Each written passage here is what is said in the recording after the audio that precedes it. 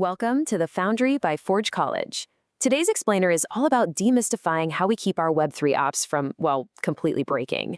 We're going to build a high-tech safety net for our code, looking specifically at how to test and deploy Ethereum name service features. But more importantly, we're focusing on how to build an automated pipeline that catches our mistakes way before anyone else actually sees them. So let's just dive right into this universal, entirely relatable fear of updating an app. We really need to look at how we can stop relying on cross fingers when we're deploying ENS features. Look, we've absolutely all been there, right? You write the code, it works perfectly on your machine, you hit deploy, and suddenly the whole app just comes crashing down. In the world of Web3, where user trust is literally everything, that is a total nightmare scenario. Today, we're putting an end to deployment anxiety for good.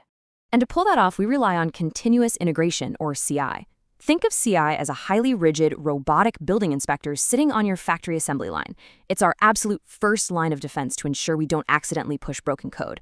Instead of a human having to manually check if the ENS name resolution still works, this tireless automated inspector runs your entire test suite every single time you push new code to your repo. It doesn't sleep, it definitely doesn't get distracted, and it will aggressively reject anything that doesn't meet your exact standards. All right, here's our blueprint for today's explainer. First, welcome to the pipeline. Second, writing your integration tests. Third, the CI conveyor belt. Fourth, staging and safe rollbacks. And finally, fifth, the final deployment checklist. Let's jump right into section 1. Welcome to the pipeline, building your automated factory. Let's map out our CI process stage by stage to see exactly what gets validated. It is a beautifully simple, highly deliberate, gated process. First up, we install our environment dependencies using our package manifest. Next, we hit our unit and integration tests to ensure our ENS resolve and update flows actually function like they're supposed to. After that, security checks scan for leaked secrets. And listen, only if all of those stages pass with flying colors do we finally trigger our script to deploy to staging. Moving right along to section 2, writing your integration tests, specifically testing the resolveName function. This stuff is great because it builds directly on the ENS client modules you might have created in previous courses here at Forge College, testing their real-world functionality. Now, we really don't want to test against the Ethereum mainnet, mostly because that costs real money and the environment is totally unpredictable. So instead, our tests are cleverly configured to point to a test registry address using environment variables. This lets us safely simulate real-world ENS resolution and record updating in a perfectly controlled, risk-free sandbox. It's honestly amazing how this one specific line of code does so much heavy lifting for us. Our test automatically verifies if resolving a known name, say alice.eth, successfully returns a valid Ethereum address string that actually starts with 0x. It's using a regular expression to assert that whatever comes back from our resolveName function isn't just random garbage text, but exactly matches that very specific 40-character hexadecimal format of a true Ethereum address. If somebody accidentally breaks the ENS client logic, this test fails instantly, and our CI inspector shuts the deployment down. Which brings us to section 3, the CI conveyor belt, where we automate these inspections. By breaking our CI YAML configuration file down into these 4 simple steps, we turn what looks like an intimidating block of code into an easy-to-follow recipe. If you're using GitHub Actions, a workflow just tells the server what to do. Step 1, check out the code. Step 2, set up node.js and install those dependencies. Step 3, run the integration tests we just talked about, making sure to securely pass in our mock ENS registry address. And finally, step 4, run a secret scan so we know nobody accidentally committed a private SSH key. If step 3 or 4 fails, the conveyor belt completely stops. All right, section 4, staging and safe rollbacks, also known as the dress rehearsal. And that right there is exactly why we use a staging environment. It acts as our application's stunt double. It guarantees that any unexpected crashes happen in rehearsal, taking the hits so the bugs don't happen in front of your actual audience.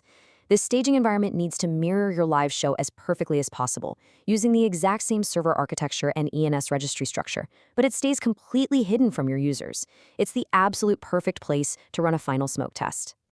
But here's the big question. How do we actually move the new code onto the server without causing agonizing downtime?